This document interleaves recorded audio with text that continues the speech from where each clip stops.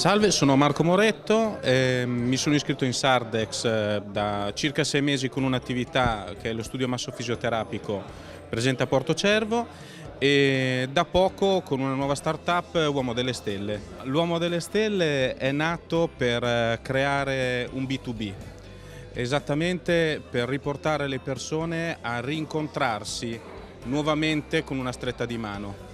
E questo per me è molto importante perché ormai nel tempo si è perso e bisogna ritornare a questa situazione. Già Sardex si sta portando avanti in questo, ha cercato di farlo. Ecco, ho voluto creare un punto fermo, un punto solido con due punti logistici ad Olbia.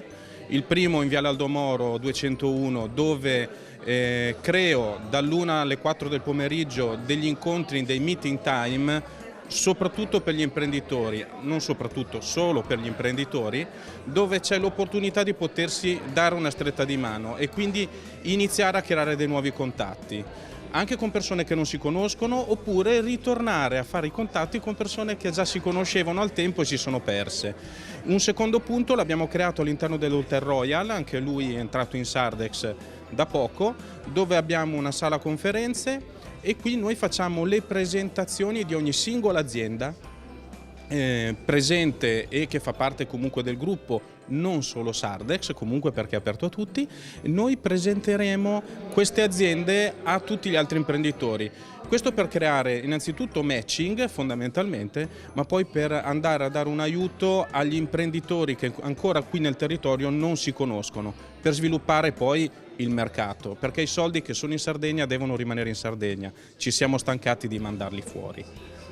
Salve, sono Giovanni De Cortes e sono qua oggi a sentire le novità del circuito Sardex perché io ne faccio già parte da qualche anno, quindi sono qui per sentire tutte quelle che sono gli sviluppi futuri del circuito.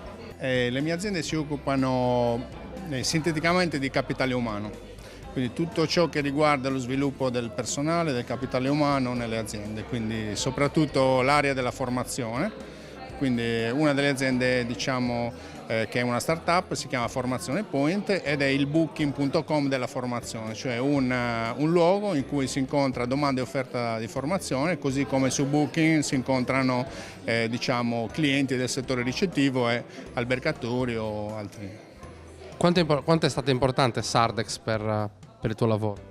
È stato uno dei pilastri importanti soprattutto per la startup ed è un luogo in cui si incontrano sempre nuove persone, si allacciano interessanti rapporti con gli imprenditori e soprattutto ho visto che c'è un approccio positivo degli imprenditori, ho visto che chi ne fa parte comunque ha un approccio di sviluppo della propria impresa, col sorriso, insomma un qualcosa che è anche emozionalmente positivo. Ecco.